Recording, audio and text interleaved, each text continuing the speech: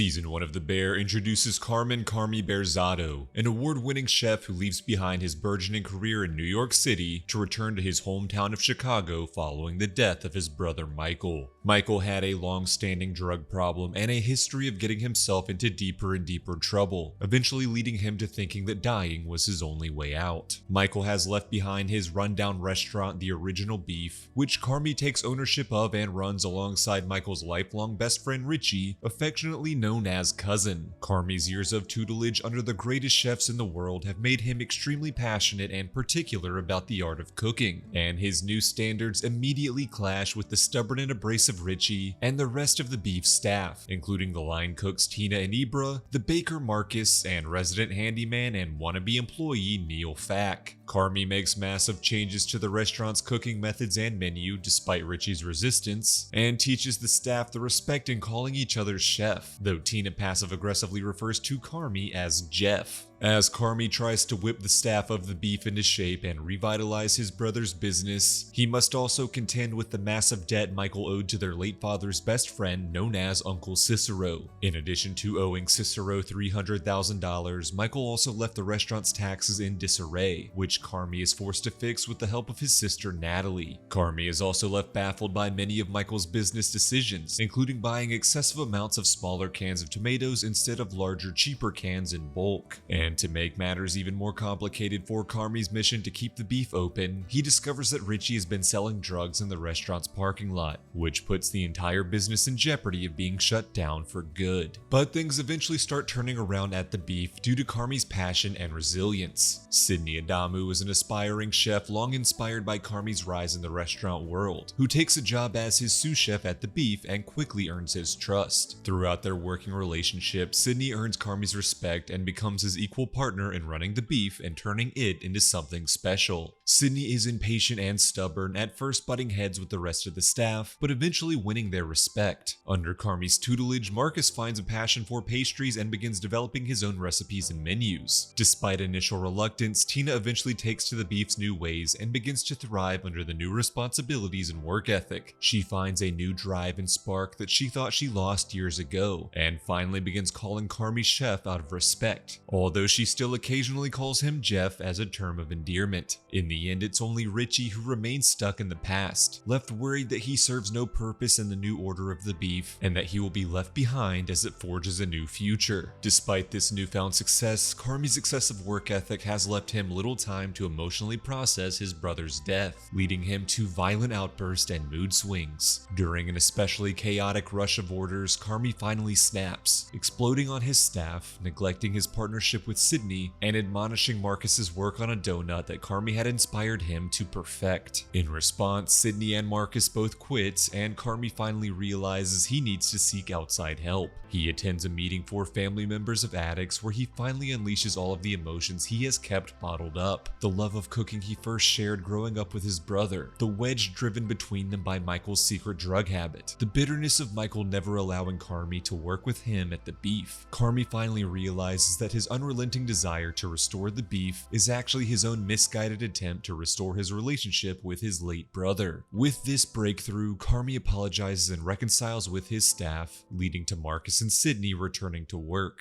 As the season comes to a close, Richie gives Carmy a letter he found that was written by Michael before his death. Addressed to Carmy, the letter encourages him to let it rip, and contains the recipe for Michael's Berzatto family spaghetti dish. As Carmy cooks his brother's signature meal using the small cans of tomatoes, he discovers that they all contain bags of money, adding up to the entire amount that Michael owed to Cicero. As Carmy serves his Berzatto family meal to his makeshift family, he announces his desire to close the beef and use the money to open a new restaurant they could all build together, a restaurant named The Bear. Sure, Carmy and the Bear have mastered the sense of taste, but this video's sponsor, Warby Parker, has mastered sight with their stylish, comfortable, and easy-to-order eyewear. Warby Parker creates designer-quality glasses with nothing but premium materials in each frame. Plus, they have so many different styles to choose from, ranging from modern and trendy to timeless and classic. Right now, I'm wearing their Langley glasses, and I love these things, but they also make sunglasses like these Wallers that are just as cool. And just as incredible as the look of these glasses realizes how easy it was to order them. Warby Parker has a really intuitive virtual try-on feature so you can browse and shop all of their frame options, which includes both eyeglasses and sunglasses from the comfort of your home. But if you prefer to do your shopping in person, Warby Parker has over 280 retail locations in the US and Canada, where you can get styled by one of their expert advisors. And if you need a new eyeglass prescription, Warby Parker has you covered there too. They offer eye exams, prescription glasses, and contacts all in one place. Eye exams start at just $85 and their eyewear starts at $95, and that's including prescription lenses with anti-reflective scratch-resistant coating.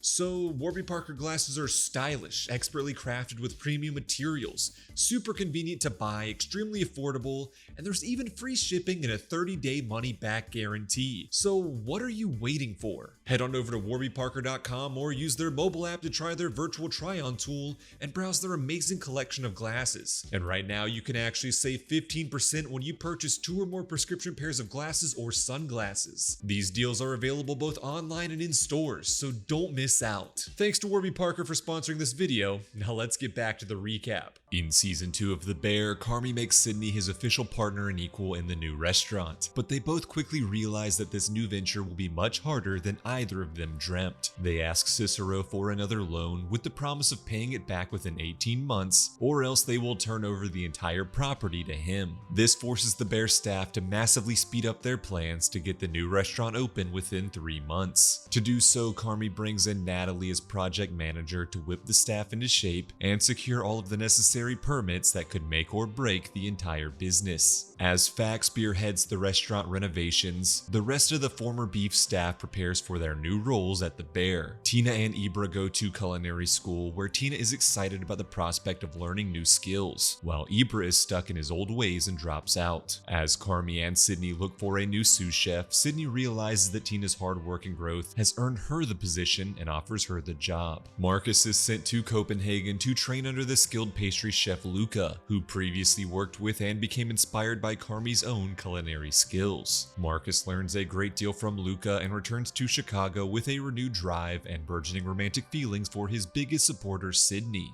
Meanwhile, Richie's life crumbles around him, including his marriage officially ending, his relationship with his daughter straining, and his usefulness to the new Bear restaurant seemingly non-existent. Carmy sends Richie to stage at Ever, one of the best fine dining restaurants in Chicago, which Richie first thinks is just a ruse to get rid of him. But Richie is soon completely captivated by the passion the staff of Ever display for their craft and their care for their customers. Richie finally understands the deep emotional impact a transcendent dining experience can leave a patron with, and he returns to the Bear a completely changed man. He has passion in his life again. He has a new structure and code, and also he wears suits now. As Sydney puts all of herself into ensuring the Bear's opening will be perfect, she begins to grow resentful toward Carmy's lack of focus. She has experienced failure at starting her own catering business before, and has put a lot of pressure on herself to not fail again. At seemingly the worst time possible, Carmy finally tries to do the healthy thing and pursue a life outside of the kitchen. He begins to date his childhood crush Claire, much to the excitement of his lifelong friends Richie and Fack. Carmy tries to further come to terms with his relationship with his late brother Michael, but also his relationship with his volatile and unstable mother Donna. Carmy and his sister Natalie grow closer as they work on the Bear together, and are overjoyed when Natalie reveals that she is pregnant, despite her well-meaning husband Pete being seen as lame by everyone. As the season comes to a close, the staff of the Bear prepare for its opening night. Ebra returns and reconciles with his work family, and is placed in charge of running the restaurant's takeout sandwich window. Carmy gives Sydney her own monogram chef's coat, and Fack is officially promoted from sometimes handyman to full-time staff. As the first night of service begins, Carmy accidentally locks himself in the walk-in freezer due to his relationship with Claire distracting him from fixing the latch. Despite missing Carmy, Richie and Sydney successfully run the front of house and kitchen in expert fashion, pulling off a perfect night for all of their patrons. Despite being invited to experience her children's success, Donna Berzatto can't bring herself to actually enter the Bear and take part in such a joyous occasion with the family she has pushed away. As Claire goes to congratulate her boyfriend on a successful opening, an unaware Carmy rants about his own self-loathing and how he has let his relationship with Claire ruin his dedication to his restaurant, causing him to miss the entire opening night. Claire is devastated by by Carmy's harsh words and tearfully leaves, while Carmy is left feeling even more guilty that he has ruined his relationship with the dream girl who loves him. But despite Carmy's dismay, Sydney leaves the night feeling less anxious about potential failure and more confident than ever about the Bear's future. In Season 3 of The Bear, Carmy is forced to reckon with the fallout of his breakdown while locked inside the walk-in freezer. He apologizes to Sydney for abandoning her on such an important night, grapples with the ending of his relationship with Claire, and is left with a broken relationship with Richie, who refuses to forgive him for all of the harsh words that he said. Carmy then throws his entire self into making the Bear perfect and earning a Michelin star, creating a list of non-negotiables that only cause further friction. Carmy wants to create a new menu every single night, forcing his staff to constantly learn the new dishes and driving up expenses due to the larger variety of ingredients needed. This greatly stresses Natalie and Cicero, who fear that the Bear is on the brink of financial disaster. And as Carmy is solely focused on the food he makes, Richie argues over his neglect of what truly matters to their business, the customers. As Carmy and Richie's animosity toward each other builds into physical fights, Sydney grows concerned over the restaurant's volatility. When Carmy offers her a contract that gives her a stake in the restaurant, she hesitates in signing it out of fear of attaching herself to toxicity and failure. The head chef of Ever, Terry, then announces the abrupt closure of the beloved restaurant. This shocks both Carmy and Richie, who view Terry as a mentor and North Star for the Bear. If not even Ever can sustain itself with its perfect quality, how could the Bear ever hope to survive? Ever chef Adam Shapiro plots to open his own restaurant and offers Sydney the chance to partner with him, promising more respect and money than she currently receives from the Bear. As Sydney weighs her options, Carmy constantly ignores her wishes and culinary input, driving Sydney closer to taking the job with Adam. Meanwhile, Marcus grieves the death of his mother, and the staff of the Bear step up as a found family to comfort him. Marcus wants to use his passion for baking to take his mind off of the loss, and encourages Carmy's unrelenting drive. To help save the financially struggling restaurant, Cicero brings in his loyal accountant, the Computer, who suggests large-scale changes to the Bear's business, including firing Marcus, as the fine dining restaurant does not need its own dedicated pastry chef. Natalie shuts down the suggestion to remain loyal to Marcus. Richie struggles with his feelings over his ex-wife Tiffany getting engaged to a new man named Frank, who seems to embody all of the positive attributes that Richie lacks. As Tina struggles under the newfound stresses at the Bear, she thinks back on the first time she met Mikey while struggling with unemployment. Mikey offered her a job at the Original Beef, and Tina learned how the power of food can unite people. When Natalie abruptly goes into labor, she fails to get in contact with any of her closest family, including her husband Pete, her brother Carmy, or even her quasi-cousin Richie. And so, Natalie is reluctantly forced to call on her estranged mother Donna for assistance. Despite Natalie's fears, Donna proves herself a great emotional support system and proclaims her desire to be a better mother.